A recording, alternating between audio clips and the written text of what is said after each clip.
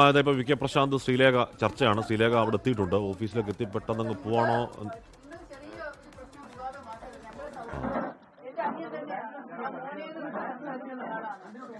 ഒരു കുഴപ്പമില്ലെന്നാണ് പറയുന്നത്. ഒരു പ്രശ്നമില്ലെന്നാണ് പറയുന്നത്. ഞാൻ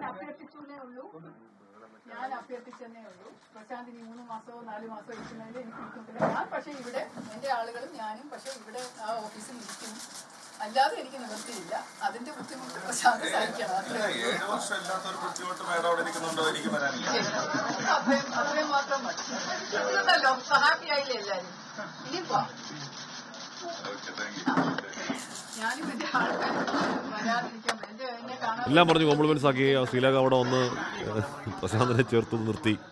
ഞങ്ങൾ തമ്മിലൊരു പ്രശ്നമില്ല, ഞാൻ പ്രശാന്തിനെ മോനെ എന്നാണ് വിളിക്കാറ്, സഹോദര തുല്യനാണ് എന്നൊക്കെ നേരത്തെ പറഞ്ഞു ശ്രീലേഖ. അപ്പോൾ അത് ഒരു പ്രശ്നവുമില്ല. എന്തായാലും ഞങ്ങളെ സംബന്ധിച്ച് വാടക പിരീഡ് തീരുന്നത് വരെ നമ്മളിവിടെ തന്നെ ഉണ്ടാവും. അതിലൊന്നും ഒരു തർക്കവുമില്ല. ഞാൻ നേരത്തെ തന്നെ വ്യക്തമാക്കിയതാണ്. അത് ആ നിലയിൽ തന്നെ കൈകാര്യം ചെയ്യും. അപ്പോ സഹോദരന് തുല്യനായിട്ടാണ് പറഞ്ഞത് എന്നുള്ളത് സൂചിപ്പിച്ചു. അതിൽ ഞങ്ങൾക്ക് സന്തോഷമുണ്ട്. ഞാൻ ഫോൺ വിളിക്കുമ്പോൾ ആദ്യം സന്തോഷത്തോടു കൂടിയാണ് സംസാരിക്കുന്നത്. പക്ഷെ വിഷയം ഇതായപ്പോഴാണ് അത് പറ്റില്ല എന്നുള്ള നിലപാട് എടുത്തത്. അല്ലാതെ ഞാൻ നാളെ തന്നെ ഞാൻ ഒഴിഞ്ഞേക്കാം എന്നാണ് പറയേണ്ടത്. നാളെ തന്നെ ഞാൻ മാഡത്തിന്റെ അഭ്യർത്ഥന മാനിച്ചുകൊണ്ട് എന്റെ ഓഫീസും എല്ലാം എടുത്തുകൊണ്ട് ഇവിടെ നിന്ന് മാറിയേക്കാം എന്നാണ് പറയേണ്ടത്. സ്വാഭാവികമായിട്ടും ഒഴിയണം എന്നുള്ളൊരു ചർച്ച വന്നപ്പോ ഓഫീസ് നിലവിൽ റെന്റ് എടുത്തിരിക്കുന്ന നിയമപ്രകാരം മാർച്ച് മാസം വരെ കാലാവധിയുള്ള MLA എന്ന നിലയ്ക്ക് അല്ലെങ്കിൽ വാടകക്കാരൻ എന്ന നിലയ്ക്ക് സ്വാഭാവികമായിട്ട് പറ്റില്ലെന്ന് പറയണ്ടേ?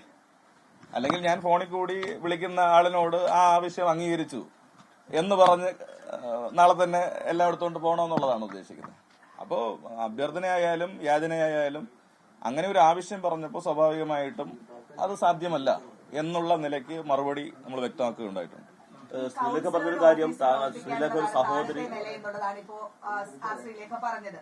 അവര് അത് എഴുതി വെച്ചിരിക്കുന്ന ഒരു ദൃശ്യം കാണിക്കുകയും ചെയ്തു.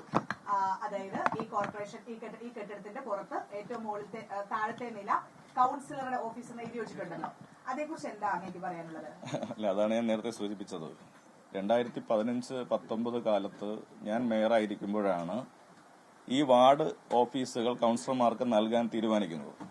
അന്ന് ഞങ്ങളെടുത്ത തീരുമാനം സ്വന്തമായി കോർപ്പറേഷന്റെ കെട്ടിടം വാർഡുകളിൽ ഉണ്ടെങ്കിൽ അത് കൌൺസിലർമാർക്ക് പ്രയോജനപ്പെടുത്തണം.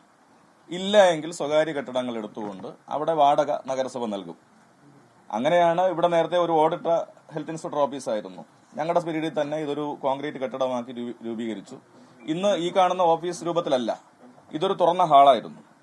ഞങ്ങൾ ഈ സ്ഥലം കണ്ടെത്തി ഇത് പാർട്ടീഷൻ ചെയ്തിട്ടാണ് ഇവിടെ ഇതൊക്കെ ഞങ്ങൾ ചെയ്തിട്ടാണ് ഇങ്ങനെ ഒരു ഓഫീസാക്കി ഇതിനെ മാറ്റിയത്. അതിനുശേഷം 7 വർഷം മുന്നോട്ട് പോവുകയാണ്. 5 വർഷക്കാലം LDFന്റെ കൌൺസിലറായിരുന്ന ശ്രീമതി ബിന്ദു കൌൺസിലറായിരുന്നു. അത് കഴിഞ്ഞ് BJPയുടെ കൌൺസിലറായിരുന്ന ശ്രീ മധുസൂദനൻ നായർ കൌൺസിലറായിരുന്നു. അപ്പൊ ഇത്രയും വർഷക്കാലം ഇല്ലാത്ത അസൗകര്യവും ബുദ്ധിമുട്ടും എന്താണ് MLA ഇവിടെ തുടരുന്നതുകൊണ്ട് മാഡത്തിനുണ്ടാകുന്നത്? ഇപ്പൊ ഞാനിപ്പോ എന്നെ നേരിട്ട് കണ്ടപ്പോഴും ചോദിച്ചതാണ്. അവിടെ കൌൺസിലർ ഓഫീസ് പ്രവർത്തിക്കുന്നത് കൊണ്ടോ ഇവിടെ MLA ഓഫീസ് പ്രവർത്തിക്കുന്നത് കൊണ്ടോ ഒരു തകരാറും ഇതുവരെ സംഭവിച്ചിട്ടില്ലെങ്കിൽ സംഭവിക്കാനും പോകുന്നില്ല. കാരണം രണ്ടുപേരും ജനപ്രതിനിധികളാണ്. ജനങ്ങൾ ഞങ്ങളെ കാണാൻ വരുന്നത് വിവിധ ആവശ്യങ്ങൾക്കാണ്. അത് പറയാനും അവരെ കേൾക്കാനുമുള്ള ഒരു സ്ഥലം ഇവിടെ ഒരുക്കിയിട്ടുണ്ട്. കൌൺസിലറെ കാണാൻ വരുന്നവർ MLA ഓഫീസിൽ കയറിയതെന്ന് പറഞ്ഞ് ഞാൻ വേറെ ഇറക്കി വിടാൻ പോകുന്നില്ല. അല്ലെങ്കിൽ MLA കാണാൻ വരുന്നവർ അപ്പുറത്ത് പോകുന്നതുകൊണ്ട് ഇതുവരെ അങ്ങനെ ഒരു സംഭവം ഉണ്ടായിട്ടില്ലല്ലോ. ശ്രീലേഖ പറയുന്നൊരു കാര്യം, താങ്കൾക്ക് അത് കൌൺസിൽ അത് നിയമപരമായിട്ട് കൈമാറിയിട്ടുണ്ടോ എന്ന് അത് രേഖകൾ പരിശോധിച്ചാൽ മാത്രമേ മനസ്സിലാവുകയുള്ളൂ. അതായത് നിയമപരമായി കൈമാറിയ നേരത്തെ സംശയം കൂടി ഉണ്ടെന്നാണ് പറയുന്നത് ഈ സ്പേസിൽ. അല്ല, അത് നമുക്ക് കോർപ്പറേഷൻ ഭരണസമിതിയുടെ ആളാണല്ലോ, സ്വാഭാവികമായിട്ടും അതവിടെ പരിശോധിച്ചാൽ മനസ്സിലാവും. അപ്പൊ ഞങ്ങൾക്ക് കൃത്യമായി കൌൺസിൽ ഡിസിഷൻ ഉണ്ട്. അത് പ്രകാരം വാടക നിശ്ചയിച്ചിരുന്നത് കോർപ്പറേഷനാണ്. ആ വാടക നമ്മൾ അടച്ചിട്ടുമുണ്ട്. അപ്പോൾ അതിനെ സംബന്ധിച്ച് വ്യക്തത കുറവില്ല. ഏതെങ്കിലും കോർപ്പറേഷന്റെ ഒരു ഓഫീസിൽ 7 വർഷക്കാലമായിട്ട് ഈ പറയുന്ന രേഖകളൊന്നും ഇല്ലാതെ ഒരാൾക്ക് ഇരിക്കാൻ പറ്റും? അങ്ങനെയാണെങ്കിൽ അത് പരിശോധിക്കേണ്ടത് തന്നെയാണ്. മാത്രമല്ല, ഒരു സഹോദര സ്ഥാനത്ത് നിന്നാണ് സംസാരിച്ചത്. പിന്നീട് പ്രശാന്താണ് പിന്നീട് വളരെ പരുഷമായ വാക്കുകൾ സംസാരിച്ചത്. പ്രശാന്ത് റെക്കോർഡിംഗുകൾ വോയിസുകൾ പുറത്തുവിടട്ടെ എന്നും ശ്രീലേഖ പറയുന്നുണ്ട്. അല്ല, നമ്മളിപ്പോ നേരിട്ട് സംസാരിച്ച ആ വിഷയം പറഞ്ഞല്ലോ. ശ്രീലേഖ അവർ ചേച്ചി എന്ന നിലയ്ക്ക് ഞാനും ചേച്ചി തന്നെ അഭിസംബോധന ചെയ്തത്. അപ്പൊ ഞാനും വളരെ സ്നേഹത്തോടു കൂടി കൌൺസിലർ MLA വിളിച്ചിരിക്കുന്നു.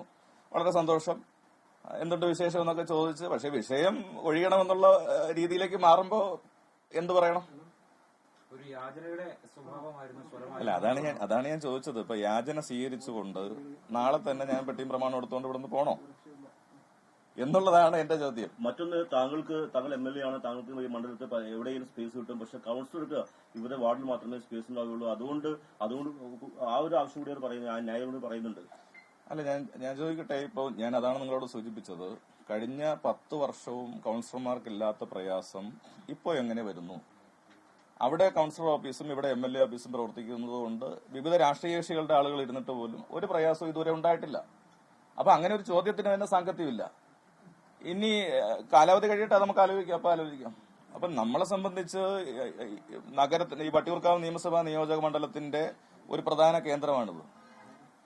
ആ പ്രധാന കേന്ദ്രത്തിൽ ഓഫീസ് എടുക്കണമെന്നുള്ളത് കൊണ്ടാണ് ശാസ്ത്രമംഗലം എടുത്തത്. കാരണം നമ്മുടെ 26 വാർഡുകളിലെയും ആളുകൾക്ക് വരാനുള്ള ഗതാഗത സൗകര്യം, വാഹനങ്ങൾ പാർക്ക് ചെയ്യാനുള്ള സൗകര്യം, ഇതെല്ലാം നോക്കിയിട്ടാണല്ലോ ഓഫീസ് എടുക്കേണ്ടത്. അതേപോലെയാണ് ഒരു കോർപ്പറേഷൻ കൗൺസിലർക്കുള്ള കാര്യങ്ങൾ വരുന്നത്. ലോകത്തെവിടെയായാലും ഏത് സമയത്തും 24 വാർത്തകളും ഓഗ്മെന്റഡ് റിയാലിറ്റി പാക്കേജുകളും എക്സ്പ്ലെയിനറുകളും വിശദമായി കാണാൻ ഞങ്ങളുടെ യൂട്യൂബ് ചാനൽ നിങ്ങൾക്ക് സബ്സ്ക്രൈബ് ചെയ്യാം.